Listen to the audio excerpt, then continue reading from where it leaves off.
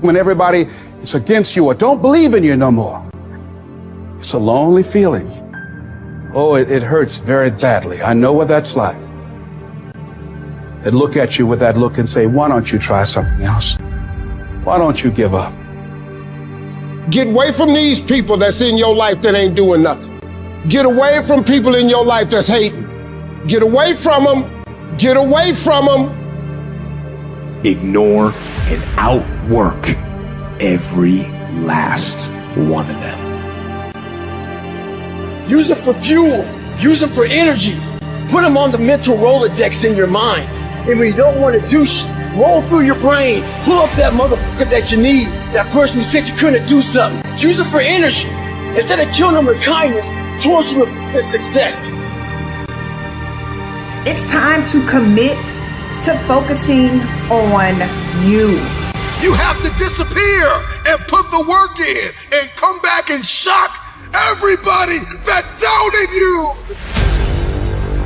Following your dreams is a lonely, solitary, scary, dangerous pursuit. You can't wait for somebody to think you can do it. Because they don't think you can do nothing they can't do. Nobody knows but you. Nobody knows what you are. Even sometimes you don't really even know what you are. You got to take your shot. It's about the sacrifice, the honor, the work, the commitment level. What you had to go through in order to get to this moment. Being battle tested, the injuries, the blood, the sweat, the tears. Everybody can't respond and everybody can't recover. The only thing you got as a man, your character, your integrity, and what you stand on.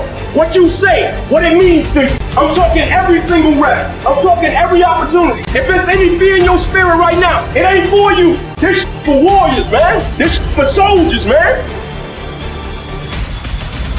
You're going to get up, you're going to get dressed, you're going to get out, and you're going to do what you've been called to do. You're going to be what you called to be, and you're going to prove to everybody that tried to break you, everybody that tried to stop you, everybody that tried to kill your dream, you're going to prove all of them wrong. You are willing to do whatever it takes. I'll do whatever it takes to get to that milestone.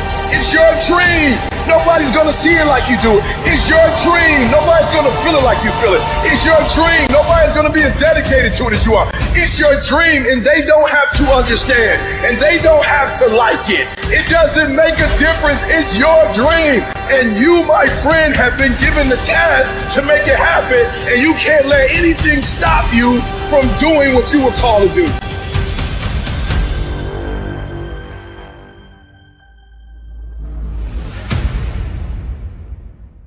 It's easier to behave yourself into a new way of thinking than think yourself into a new way of acting. Practice being spectacular long enough that unspectacularity has no ability to enter your orbit. How do the great athletes become great? Practicing nonstop, and the behavior researchers call it automaticity, right? You practice, people go, well, how do I get discipline? Well, discipline is a muscle. You are someone's undisciplined, and then you get out of the bed and you get up early, or you make your bed, or you do 25 push-ups or whatever, and you do it and you do it and you do it. And through the power of neuroplasticity, the malleability of the human brain, it's almost like a metaphor is for anyone who wants to make a change and who says, I can't do it. Well, your can't do it is the reason why you're not doing it. Because the can't do it is your weaker self versus your heroic self. So it's almost like a metaphor. You wake up in the morning, and you want to do something. Let's say it's to be a better, more focused, better performer, because an addiction and distraction is the death of your creative production. So it's almost like a wide open mountain meadow. And the first time you practice turning off your phone and practicing what I call in the Everyday Hero Manifesto, the 5 great hours rule. Forget working more than 5 great hours a day.